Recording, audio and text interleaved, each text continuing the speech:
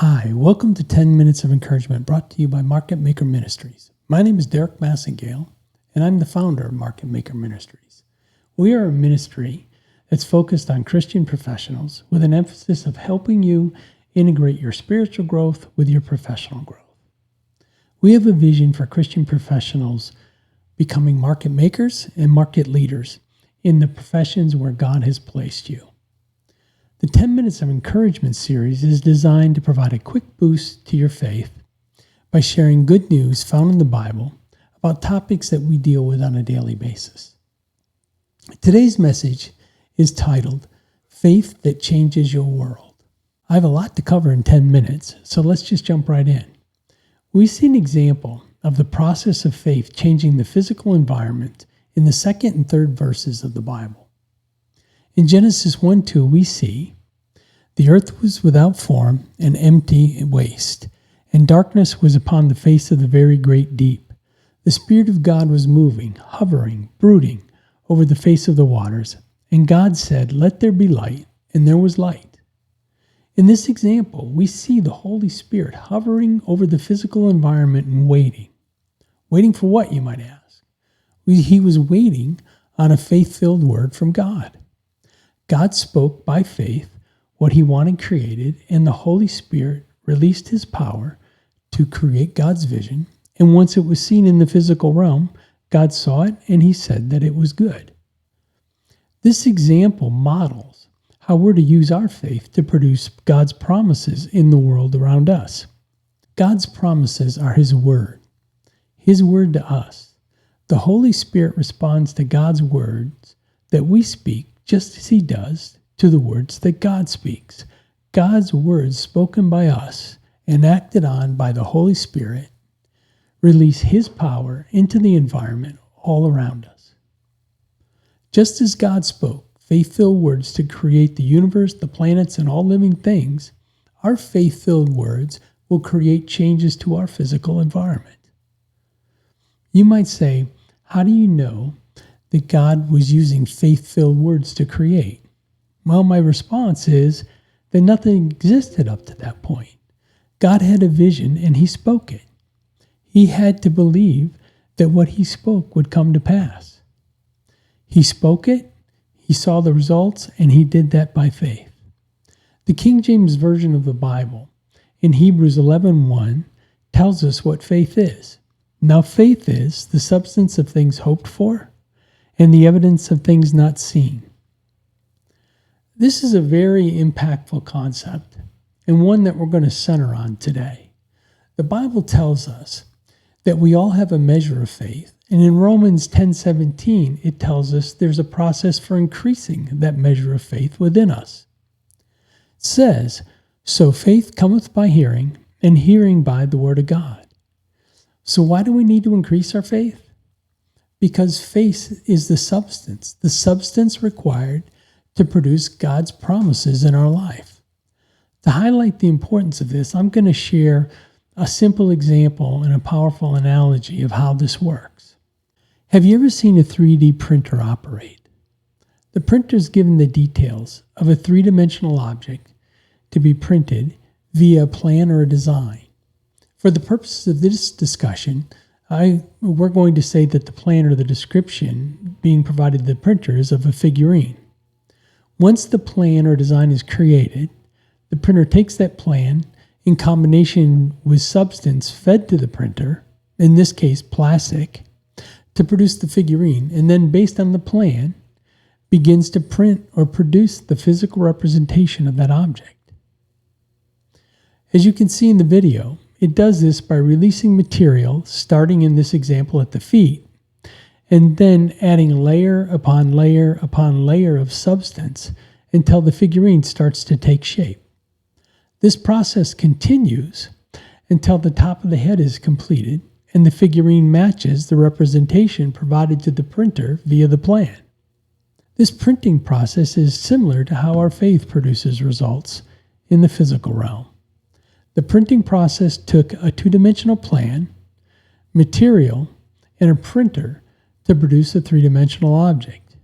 Our faith takes a written promise of God, our faith, and then the Holy Spirit to produce physical results. Looking at how the printer produces the results is an excellent example of how to envision the results being produced by our faith. One of the core concepts of this is that substance needs to continually be provided until the figurine is produced. Similarly, our faith needs to continue to provide substance to the Holy Spirit so He can produce the results of the promise that we're believing for. If the substance is not continually provided to the printer stops due to a lack of material. In that case, would we say that the printer's broken? Is it broken? Well, no, it's not. It's just waiting for more material so that it can continue to print. This is so insightful for me. This shows me that results depend on material. In the spiritual realm, results depend on the material as well, and that material is our faith. The only difference between the two scenarios is we can see the progress of the figurine being produced layer upon layer upon layer as material is applied. But many times we can't see the progress of God's promise being produced in the spiritual realm. As a result, we quit. We think that our faith's not working, or we lose focus and stop applying our faith to that particular promise. Looking at this analogy, we need to recognize that using our faith is a process just as 3D printing is a process. To produce a result, we must apply enough substance to the Holy Spirit to complete the promise. It takes time, and most of the time longer than we would like. Something to consider. How many times have we used our faith to produce, quote unquote, a partially completed figurine, and then quit believing for that promise or accepted a partially completed figurine because we didn't see the results we were looking for fast enough? In the natural, we would never accept a partially completed product, especially if we had paid for it. We would demand that the vendor deliver what we paid for. Well, Jesus paid a very high price for God's promises to be available to us. Just as with natural things, we must demand, by using our faith, that we receive what Jesus paid for us to have. One other quick point. If you get distracted or stop believing for a particular promise, you can resume that process by adding substance for that promise. Just as adding more material to the printer will resume the printing process when it runs out of material.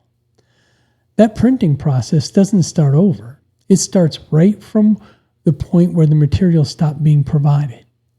Similarly, we don't need to start over believing for a promise. The Holy Spirit will resume right where we left off. Don't let the enemy lie to you and tell you otherwise. Just keep providing substance. I hope this analogy helps you grow your faith and gives you a great visual reminder of how to apply your faith. I know that this is something that I continue to use to remind me to stand until I see the promises come to pass. Remember, you increase your faith and the substance by hearing the Word of God. You hear it from your own confessions, and you hear it from listening to others preach the Word. And the last point I want to make is the Bible tells us in James 2:20, "But wilt thou know, O vain man, that faith without works is dead." Part of our substance is being obedient to the promptings of the Holy Spirit and doing what He's leading us to do. This is absolutely fundamental to being in the right place at the right time to receive the blessings that we're waiting for.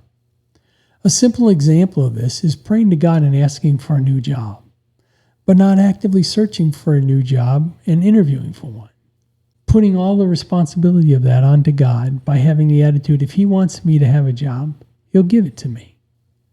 Well, I guarantee you that if you're praying to God about finding a new job, the Holy Spirit is prompting you on what opportunities to seek, where to seek them, and how to prepare to interview for them. These are examples of the works that go along with the faith that we must have in God's promises. We can't be lazy and ignore the promptings of the Holy Spirit. Following those promptings provide more substance for the Holy Spirit to work with. I encourage you to do as the Bible says, having done all to stand, stand. Stand strong in faith and provide the substance for the Holy Spirit to use to bring God's promises to life in your life. God has promised good towards you. He has almost 7,500 promises in His Word for you. Find out what they are and stand for them in faith. In our example, there are only two things that prevent the figurine from being printed. One, the printer's without power, or it mechanically breaks down. The good news is for us, the Holy Spirit is never without power, and the Holy Spirit always responds to the Word of God when spoken. And then the second reason is the printer runs out of material. The good news here is it is completely on us and in our control how much substance we provide to the Holy Spirit to work with. Don't let the enemy get you to quit. Keep the picture of the figurine being printed in your mind. And remember, the printer just needs a plan and substance to produce. The Holy Spirit just needs God's Word and your faith to produce. Thanks for viewing today. You can find more in-depth teaching on this and other topics on the Market Maker Ministries website at www.marketmakerministries.com. Click on the like and subscribe buttons below, and be on the lookout for the next installment of Market Maker Ministries, 10 Minutes of Encouragement. And one final thought. When the enemy's coming to you and telling you your faith's not working, just remind him by confessing the Word of God and saying, I'm just putting one more layer and one more layer and one more layer on until I see the blessing. God bless.